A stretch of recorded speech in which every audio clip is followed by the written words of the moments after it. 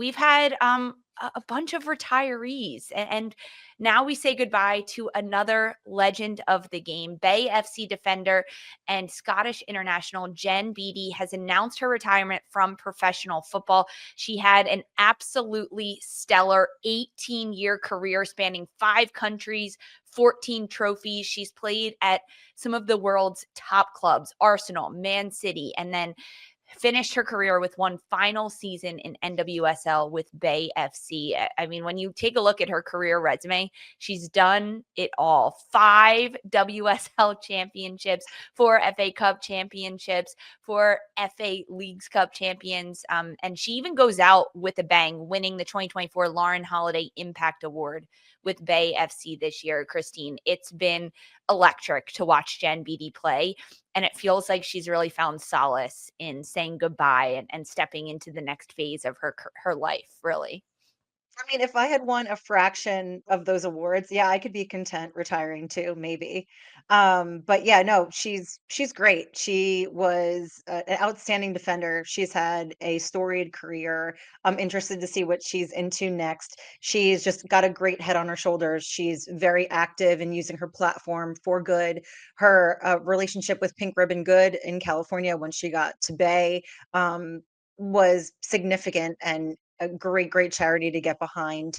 I think that, the next logical leap is like she's got to jump on into media and start winning awards there too. But hey, I don't know. Hey, I love that shout. I'm like Pardon volunteering me. her for jobs that she doesn't know that she's signing up for. I'm She like, does a lot hey, of media Jen, already. She does a lot of media. I she does, imagine she's but got one foot in the she's door great there. at it. I'm like, hey, you wanna do analysis? You should do some analysis. Like, I'm now her agent. No, she's great, and I think that she'll be a great asset to sort of carrying the torch for the women's game now off the pitch, and just sort of bridging the gap between what's happened in European play and then also domestic play now that she's been in both worlds.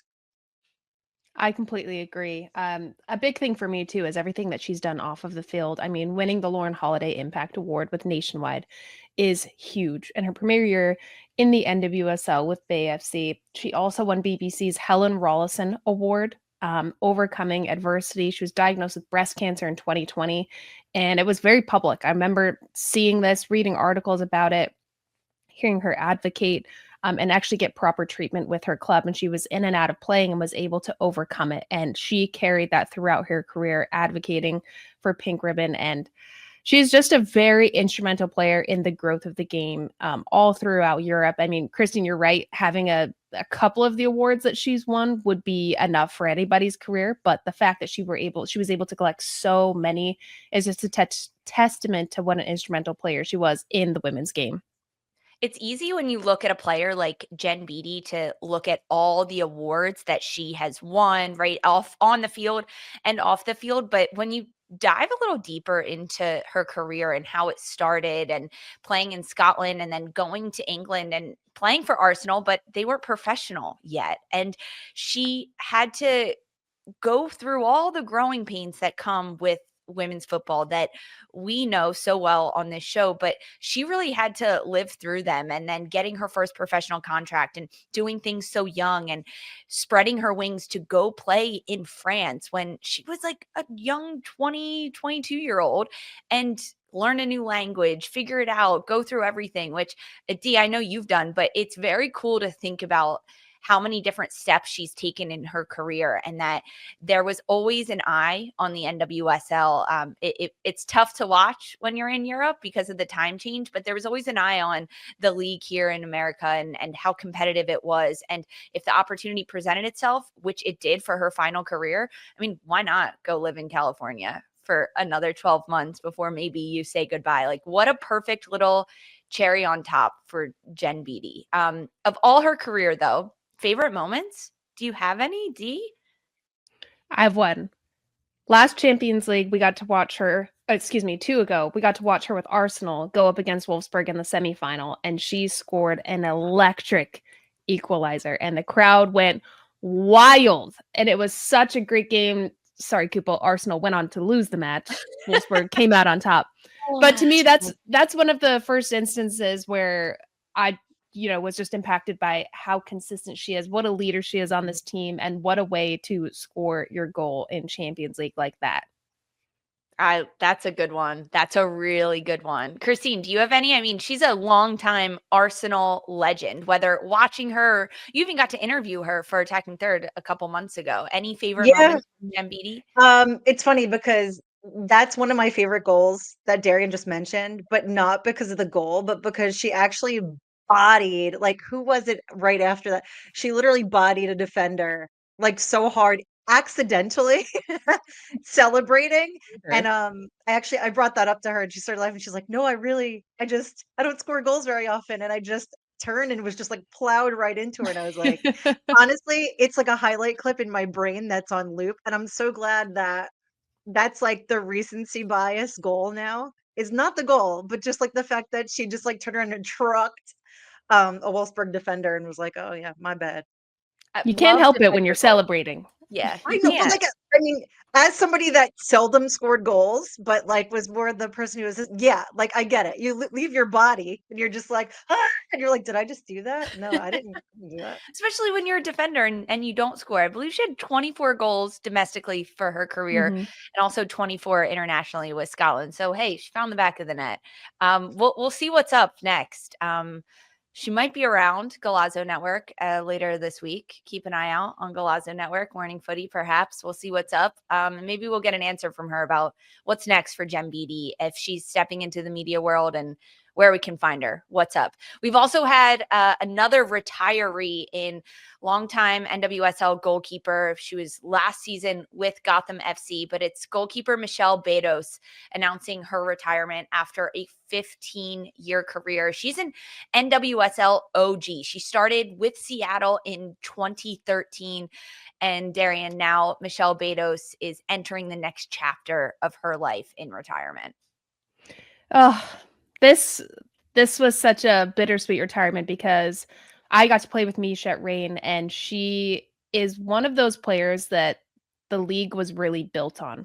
She carried a lot of the brunt of going through every iteration of the NWSL and has continued to push it forward and advocate, and has always been a player that when new players come in, she makes them feel so welcome and at home and goes out of her way to make sure that everybody feels seen and heard and gets what they deserve. Not that's just her off of the field, but her on the field. She is an incredible goalkeeper, incredible shot stopper. I mean, she has the ninth most saves in the NWSL with 385 in her decorated career. But to me, this makes a lot of sense going to the next phase. She does a lot of mental health work with athletes, a lot of helping them transition, overcome obstacles and adversity. And I think this isn't the last we're going to see of Mish in the women's game and just around soccer in general. But congratulations, she's had a truly incredible career, and going out winning winning a NWSL championship with Gotham last year. Let's go. It's not a bad way to have a little cherry on top of a very long career. Let's go. So true. So true. Wishing her the best. And Jen Beattie. But we're going to do favorite moments too for Michelle Betos. But I want to talk about Gotham for a second, because now when you look at their goalkeeping pool, Betos was a free agent. They have Ann-Katrin Berger, German international, who stole the #1 spot last year, but they've traded Abby Smith. They've traded Cassie Miller. They've brought in Shelby Hogan as a goalkeeper, and then the rookie Ryan Campbell. But interesting to go from essentially 3 starting caliber NWSL goalkeepers in Smith, Miller, for Betos and Berger, to now down to 1 or 2, right? Shelby Hogan started for a while, but interesting. What do you think Gotham's going to do this year? Gotham's going to have their younger goalkeepers with Ryan Campbell, Shelby Hogan. I think take a big look at Ann-Katrin Berger, try to learn under her, because, I mean, best goalkeeper in the world. I think some people could make an argument that there's other goalkeepers, but I think consistently wise and all around, Ann-Katrin Berger simply is her. I would be looking forward, if I were one of those keepers, to learn under her, pick up some of her game IQ, get better at their feet, because Ann-Katrin Berger is great at her feet. I think they have clearly their starting goalkeeper, and this is just the second backup of how strong can we make this goalkeeping union again without maybe players that think they should be starting or could be starting anywhere else. I think it makes the balance a little bit more even going into this next season. But hey, Gotham's changing everything. So Yeah, who we'll knows? see how they're going to show up. Just a little combo about Gotham. Okay, favorite moments from Michelle Betos and her career. Christine, you got one? D, you got one that you're thinking of? I I don't have do. one loaded in my brain. Go ahead, D. Mine is definitely when she scored that freaking header goal against it when she was playing with Yes. Portland from a Yes. corner, and they end up winning the game. I remember tuning into that game hella late. It was tied up, dying minutes, and she goes forward. And mind you, she wasn't always a starting goalkeeper for Portland. It was very in and out. And she has a diving header. I wish we could show it, but everybody go look up Michelle Betos' goal for Portland Thorns. It was a while ago. You were still playing, D? No, Yeah, I was no. still playing. Yeah, I yeah. was in College. I think it was Yeah, like I was in college. Oh my God. 2015, I think. Yeah. Yeah, because they were playing against some of my old Bruin teammates from UCLA. Oh, that makes sense. Yeah, Yep, that's the first that time I'd goal seen is a female goalkeeper go up and score a diving header to win a electric. You game. always want it to happen when you see the keeper go up Yes. a set piece or a corner. You're like, it's gonna be them, and 99% of the time, it's just not. Yeah, it's usually not. like a bad corner that goes out or like misses everybody. And she yeah. freaking buried it. So good. So good. That's mine, hands down. It's the best moment there is for Michelle Betos. I mean, how often does a keeper get It's to freaking iconic. score? It is absolutely iconic. Congratulations to Michelle Betos, to Jen Beattie on their absolutely historic careers. They add their names to a lengthy list of players that have retired in the last 12 months. What's happening? Why are all these people retiring, Darian? Do you have any insight in this? I don't know. Maybe we're getting old. I think these are players. This is different when even thinking about sports medicine. 10 years ago, how different was that approaching return of ACLs, concussions, even having your period and playing, like all of these things these players have had to grind through with very minimal support. They are what women's soccer globally has been built on, these players. So you get a point and god dog, you're tired. These players are just tired. They've been through the ringer. And I think looking at it now, looking at, there's not even a college draft anymore. Players get picked up super young. You have players signing that are 14 years old. This is where they've always envisioned the game going. This is the game that they wanted to have when they entered the pro space or when they were younger. And I think because they've shouldered through all of the adversity that comes with being a female professional athlete, that now they've made that road so much easier. It's the time to step away and wipe your hands of it and let the next generations come and keep pushing the game forward. And I think that's why the last year or so we've seen these players that are so decorated and who we've all grown up watching and emulating their games after are taking a step back, because I think they've done all that they can do. The game keeps going, players keep getting better, and it's time to wash your hands and move on to the next phase of your life. And I think that's why we've seen so many players step away, but not the last we'll see of them.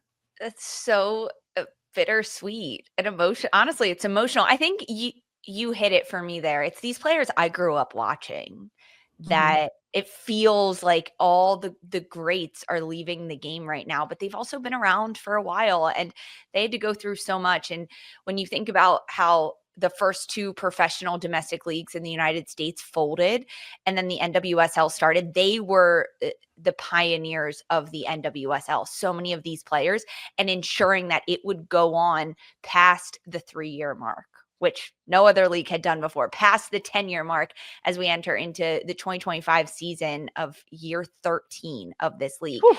That's probably what it is. It's just been, they've been accessible players to watch, to cheer for, to interview, to cover, that it is so bittersweet. Like for me personally, that was like an I feel Lisa statement. Yeah, it also like reminds everyone how not old the leagues are. Like these Right. players who sort of built the leagues that, yeah, like a lot of the wear and tear that got put on their shoulders, both like physically, emotionally, mentally, in helping build these leagues, people discount that. You know, it's not just the playing and it's not just the professional career, it's their amateur careers that led into these professional careers. So when you look at these players that, you know, oh, they've been playing for 20 years, like it's 20 plus years. It's more than that. It's taxing. It's a lot. Mhm. It's a well-deserved retirement at this point. Granted, like, yeah, we're a little bit selfish and we would like them to stick around, but like kudos to all of them. And yeah, I think we're just going to start to see these waves of retirements just as they age up and realize, like, you know what, there's something more than grinding down my knee cartilage.